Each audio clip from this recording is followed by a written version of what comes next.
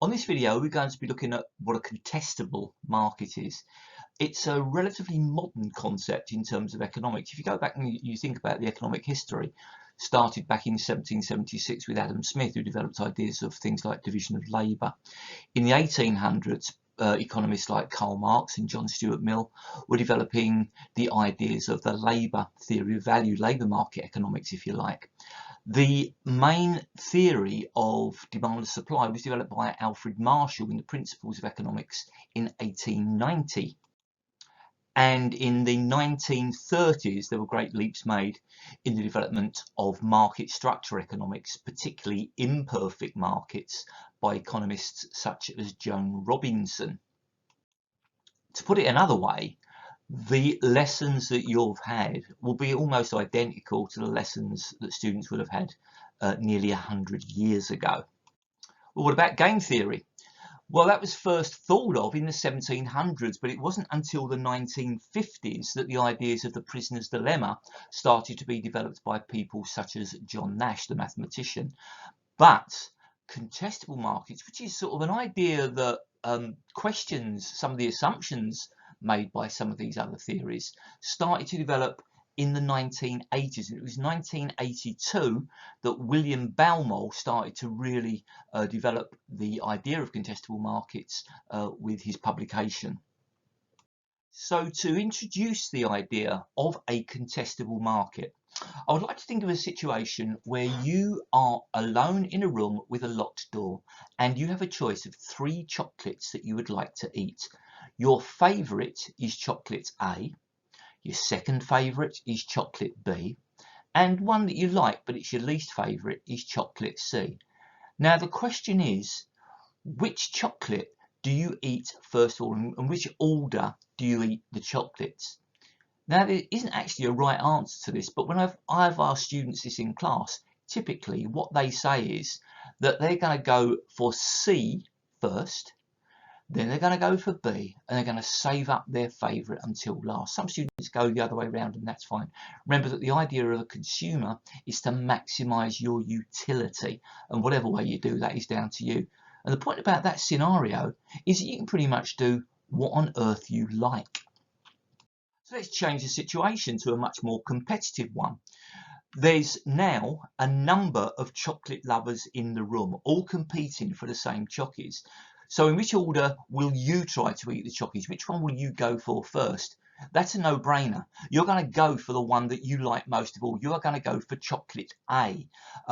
Often in families, if you have, say, a chocolate box or something like that, you'll find that the ones that you collectively like most of all are the ones that disappear within seconds of that chocolate box being opened. So the order typically would be A, B, C, the opposite of what most people go for in situation 1. So now we'll look at a slight variant of situation 1. You are alone in that room, but the door's unlocked and it's open, and there might be other people in the house. You're not too sure. Which order will you eat the chocolates? Well, you're going to go for chocolate A first of all, because you don't want someone sneaking in and nicking your favourite chocolate.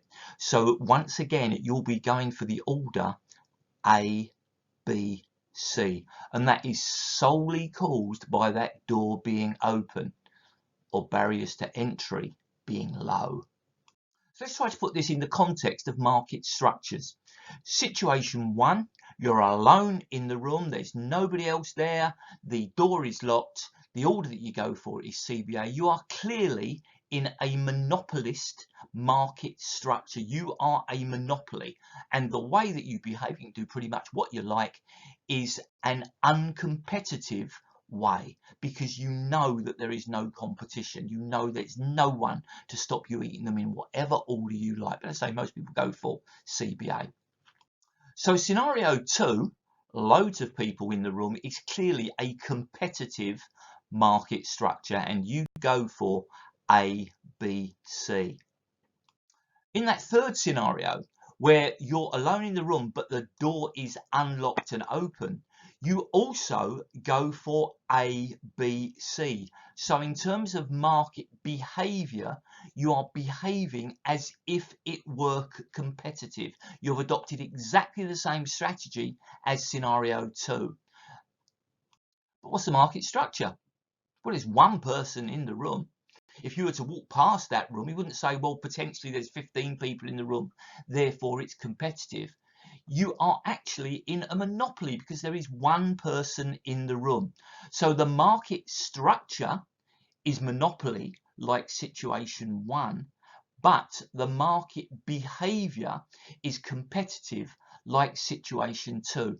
And contestable market theory is more concerned with market behavior rather than market structure. So the number of competitors is irrelevant. It's how they behave that's important. So from there we get our definition of a contestable market. A market in which the threat of competition is enough to encourage firms to act like competitors, basically whether that competition is there or not. Perfect contestability is where entry and exit are perfectly easy and costless. So it costs you nothing extra to join the market, and you won't have to pay costs if you leave that market. So if you see the prospect for profit, you can steam in there, grab a bit of that profit, and then leave the market, and you've got nothing else to worry about. Of course, perfect contestability doesn't exist in the real world, which is where the A-level examiners get their questions from. So the number of players in the market, whether there's 1, 2, 3, 100, is irrelevant to whether that market is contestable. So as we've said, in a perfectly contestable market that doesn't exist, there's costless entry and exit, especially there are no sunk costs that we're going to look into in a minute. There's also no cost advantages for incumbent firms. In other words, the existing firms cannot practice limit pricing where they can make a profit but potential rivals cannot, because the potential rivals face exactly the same cost structures as the existing firms.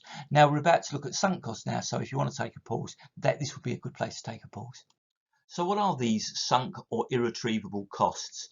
Let's imagine we've got a firm that spends £50 million in setting up, split in 5 equal lots of 10 million. It spends 10 million buying lands and premises, 10 million buying production machinery, 10 million on research and developing the product, 10 million on producing 10 million units at £1 each, and 10 million on marketing that product. So how much of that is sunk? Well, if the business fails, then the 10 million that they spent buying the land and premises, most of that they can get back. Let's say they can get back 9 million. They probably spent about £1 million on altering the premises to make it fit for purpose for them. So they're going to be able to retrieve 9 million, but 1 million will be sunk. What about the production machinery? Well, if it all goes wrong, they can sell off that production machinery. They won't get as much for it, but they can get some money back. So let's assume that they can get back 4 million, but that 6 million is permanently lost. Other research and development, well, maybe if they're lucky, they might have developed something that they can pass on the idea or sell the idea to another firm. Maybe they can get back 1 million, if that, but most of it will be sunk. It's completely lost. Say 9 million is completely lost. Well, what about those units that they've produced? Well, even if it all goes wrong, they can flog them off cheap. So let's say that they can get back 5 million if the business fails, so they can get 5 million back. Now, marketing the product, branding the idea, every single penny spent on that is lost. So marketing is a completely sunk cost. So of the 50 million that they put into the project, 31 million they will never see again if the business fails. They can maybe claw 19 back. And it's those sunk costs that the firm is going to be interested in, because they know before they set up in business that they potentially face these sunk costs. So having done that, this could be a place for you to pause, because we're now going to look at a particular market, and the market is the Scottish Football League Championship. And down there you have the Football League champions on the left hand side and the runners up on the right hand side, and you can see on the left hand side the champs are Rangers, Rangers, Rangers, Celtic, Celtic, Celtic, Celtic, Rangers and Celtic. And now let's look at the dates. That table was more than 100 years ago. So what about this one then? Celtic, Celtic, Celtic, Celtic, Celtic, Celtic, Celtic, Celtic, Celtic. There's one Rangers down at the bottom, and the runners up more often than not are the other team. That's from 50 odd years ago. So the market basically has not changed in terms of contestability. There are only effectively two players in this market. Well, let's bring it up to date. As you can see, since 2000, again, there has only been Rangers or Celtic who have won it. And last season, Celtic won it. Rangers were the runners-up. And when I'm recording this, Rangers are currently heading the league and Celtic are second. So in total, those two firms have won the title 105 times. Every single other club between them have only won 19 times. So effectively, this is a two-horse race. The other firms in the market do not matter. It is non-contestable. Now, what about the Premiership in the UK? I'd like to take a bit of time looking at this, because if you look up to 2003, apart from once when Blackburn won, only two firms have won the Premiership, Manchester United and Arsenal. Well, it started to change slightly in 2004 when Chelsea became a major contester in this market. And again, for about 6 or 7 years, it was just then those three. Manchester City joined the game in 2011. And then apart from Leicester, it's pretty much been those four firms: Arsenal, Man United, Chelsea and Man City, up to last season when Liverpool joined the fun, and Liverpool look as if they're still going to be there for some time. If you look on the right hand side, they have been a major contender. So again, not terribly contestable. We're looking at in the Football League, there are 92 teams, but of those 92, only about 6, possibly with Tottenham, 7 actually count. The others really needn't bother to be there. So that is again a non-contestable market, but not as non-contestable as the Scottish Premiership. So the question that should come from that isn't, is football non-contestable? It's, why is football non-contestable? And it goes back to that marketing and branding. Football is a staggeringly brand loyal industry. If you support Man United, you support Man United, and you hate Man City, and Man City would have to spend one heck of a lot of branding to get you to budge even 1 inch. Same with, say, Arsenal and West Ham. They hate each other. If you're an Arsenal fan, you're an Arsenal fan. A West Ham fan or a Tottenham fan, you're a Tottenham fan. Broadly speaking, if the clubs were to spend on trying to persuade other football fans to like their club, they'd basically have to wait for the existing football fans to die out and hopefully get the new fans on board. So it's that brand loyalty and the marketing, the sunk cost involved in trying to shift that brand loyalty that makes that market non-contestable. Similarly, there are barriers to entry in this market. There's only a couple of clubs get promoted or relegated. In the Football League, out of 92 teams in the 4 divisions, 2 of them leave and 2 join every year. Even if you look at the Premiership, it's only 3 teams go down and 3 teams come up. And more often than not, the 3 teams that come up immediately go straight down again. So both of the factors affecting contestability come into play. You've got heavy sunk costs and you've got very high barriers to entry. So the second question going through your head should be, okay, football is non-contestable, but you'll notice that the English Premier League is more contestable than it was. So the question is why? And the answer is again down to barriers to entry. That strong, powerful, rich people have bought up some of these clubs.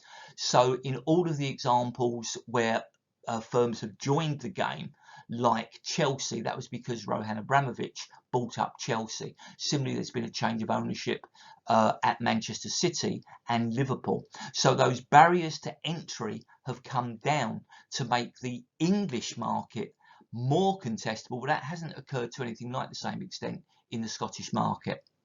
Again, this could be a good place to pause because now I'm going to go into a different analogy.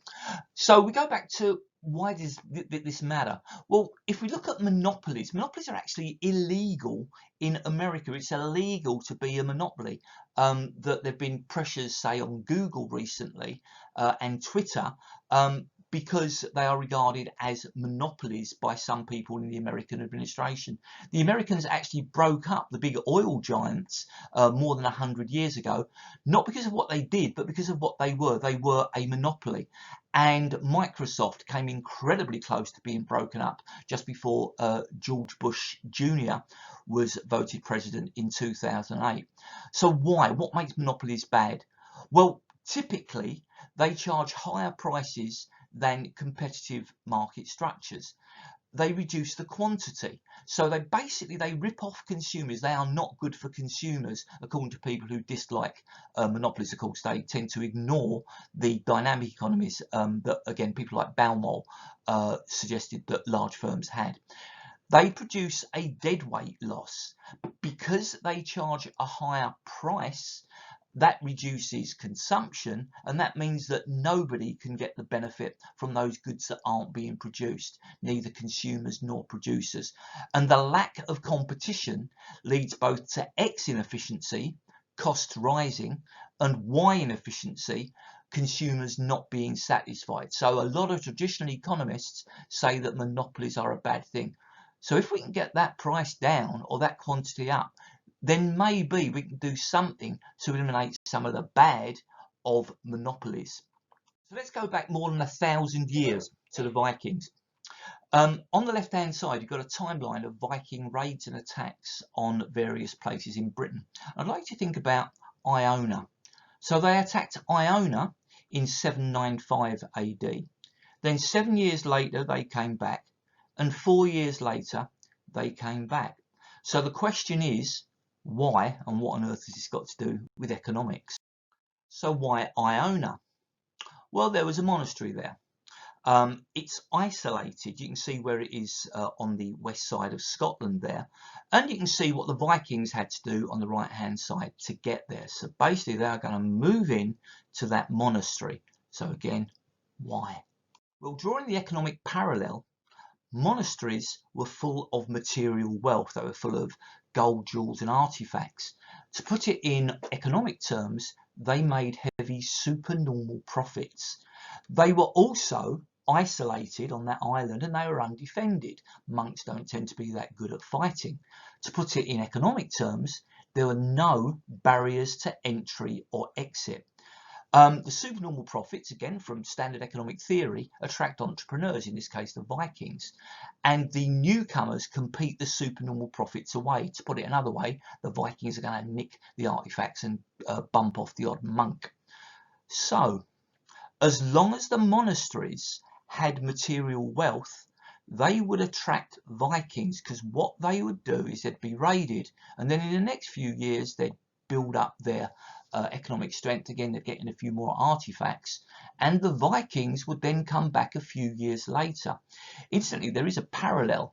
If your house is broken into, there's a reasonable chance that 6 months later the same robbers are going to come in and break it in again, because in that 6 months that's going to be how long it's going to take for you to get in a new telly, get in a new few things that are going to attract the robbers. So unless you build in decent alarm systems, in other words, unless you raise the barriers to entry, you are going to be subject to a repeat raid. The term that we apply to the Vikings under this situation is used in economics, in contestable market theory. They are hit and run raiders. So they steam in, grab some profit, and then they run straight away again. So there is a parallel between the Viking story and contestable market theory. So imagine that you are a contestable monopoly and you behave in the way that the monks did in the monasteries. In other words, you basically you forget about the Vikings, you forget about the potential for new firms to come into the industry. Well, you're going to be making supernormal profits because that's what monopolies do. You can draw the diagram. And someone then moves into the market to try to take some of those profits. Now, if we want to kick them out, we are going to have to reduce our price. And if we succeed and we then increase the price again, well, exactly the same is going to happen a bit later. So the firm consistently has to drop its price to deal with these hit and run raiders. So effectively, the lower price that they're forced to continuously sell at becomes the market price. So they have effectively reduced the price, thus increasing the quantity, getting rid of some of the problems of monopoly that we talked about before. Well, what's worse than a hit and run raider is a hit and stay raider. So that actually happened with Vikings. You can look at that map. They took out most of the north of England. Now, if a firm faces a situation where a rival comes in and they are unable to kick them out, they're in a competitive market. So the lower price is going to be the new ruling market price. So again, they're no longer a monopoly. So what if they get clever to this? Now remember, those Vikings were attracted by the wealth. Entrepreneurs are attracted by supernormal profits. So the firm could choose to not make supernormal profits. In other words, it could adopt sales maximization, where there's zero supernormal profit, rather than profit maximization. They'll be producing where AC equals AR, not MC equals MR. Well, that effectively means that they've lowered their prices. So once again, we have eliminated some of the problems with monopoly. So it doesn't matter what they do, whether they continuously kick the newcomers out, whether those newcomers stay, or whether they choose to not let the newcomers in the first place. Every single circumstance, if the market is contestable, if there are low barriers to entry, we finish up with a more competitive situation. So in the UK and Europe, it's contestability that's regarded as more important than the actual market structure. It's a bit like there could well be someone big and powerful coming down the road who could knock 7 daylights out of you.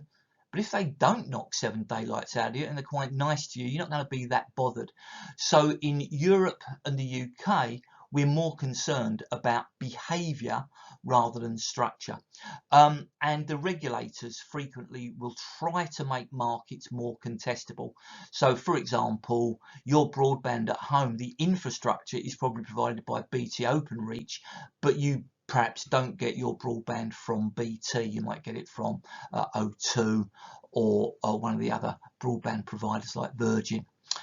Similarly, the government has privatised a number of industries. So energy companies, again, they can use British gas infrastructure. So the gas pipes are still maintained by British Gas, but you can actually get your bill from a whole range of other suppliers. And the advancement of technology has also meant that a number of markets have become more contestable, particularly the internet has made it easier for firms to join the market. So there's been quite a lot that we've covered there. So we covered Homer Simpson, we've covered Vikings, but essentially we have covered contestable markets.